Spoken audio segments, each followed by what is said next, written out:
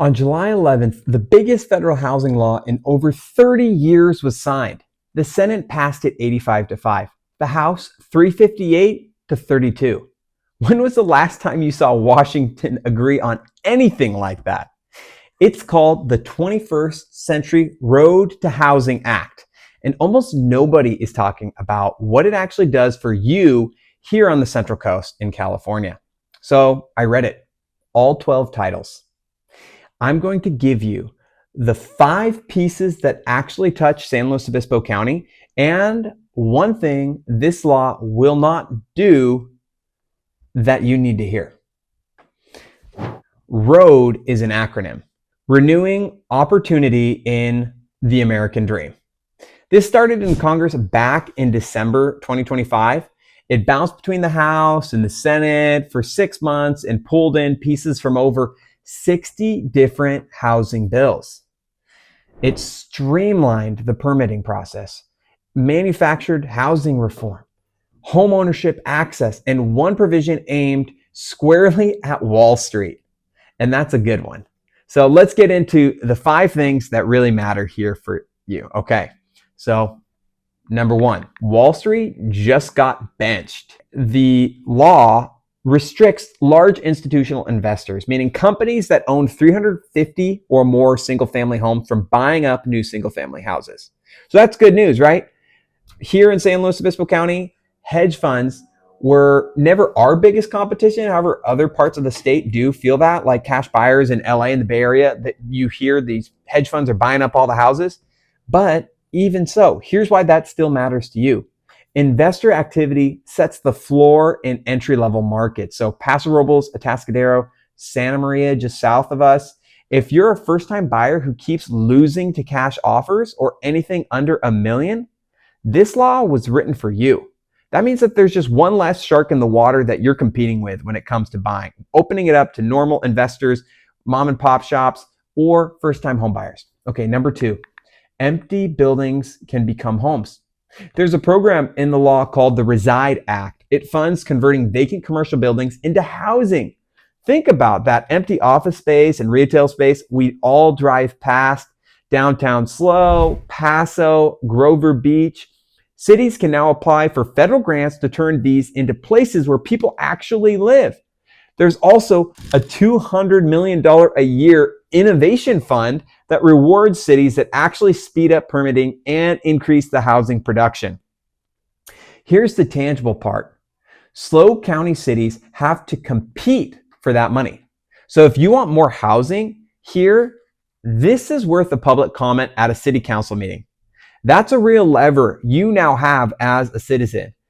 So you can get out there and tell people about this and raise awareness. Okay, number 3, manufactured homes just got a serious upgrade. This one is sneaky big for our country.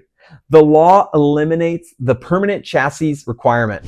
That's the old rule from the 70s that said a manufactured home had to sit on a steel trailer frame forever.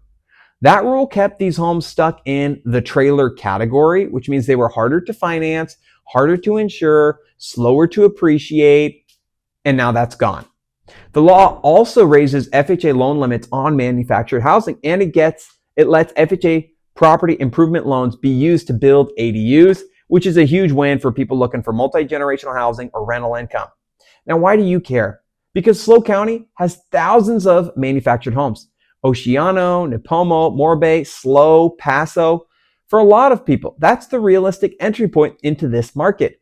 And it just got easier to finance, easier to improve, and likely more valuable over time.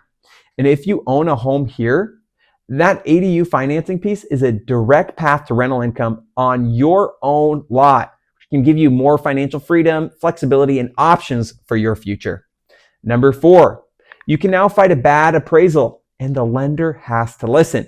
The law requires lenders on federally backed mortgages, FHA, VA, USDA, to have a formal process for a reconsideration of value. If your appraisal comes in low and you believe the comps were wrong, you now have a legally required path to challenge it. This is great because we see this quite often in our industry. Low appraisals kill deals in this county all the time because our micro markets are weird.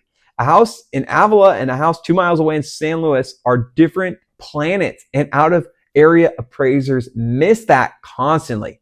Sellers, this protects your price. Buyers, this protects your deal. Okay, number 5, veterans get a fair look. So every mortgage application will now tell veterans they may qualify for a VA loan, and lenders have to show VA options side by side with FHA and conventional. So between Camp San Luis, Camp Roberts, and Vandenberg down the road, we have a lot of veterans on the Central Coast who never used their VA benefit. 0 down, no mortgage insurance. If that's you or your parents or your neighbor, ask about it. It's one of the best loans in America, and it's chronically underused. So think about all that. That's just 5. There's still a whole ton more in that bill that's going to make housing better. And now here's the honest part. What this law will not do. It will not drop prices next month. Buried in the fine print, the bill authorizes no new spending on its own. It's plumbing, not a fire hose. Here's where we actually stand today. The median home value in SLO County, sitting right around $910,000, $15,000, is up modestly over the past year. Mortgage rates are hovering in the mid 6s still. Things are 6, 7 in that range. Homes are taking longer to sell than last year, and inventory is better than it's been in a while. This law works on the supply side, which means the benefits show up over years, not weeks. We're not going to see prices come down overnight because of this. This is going to be something we need.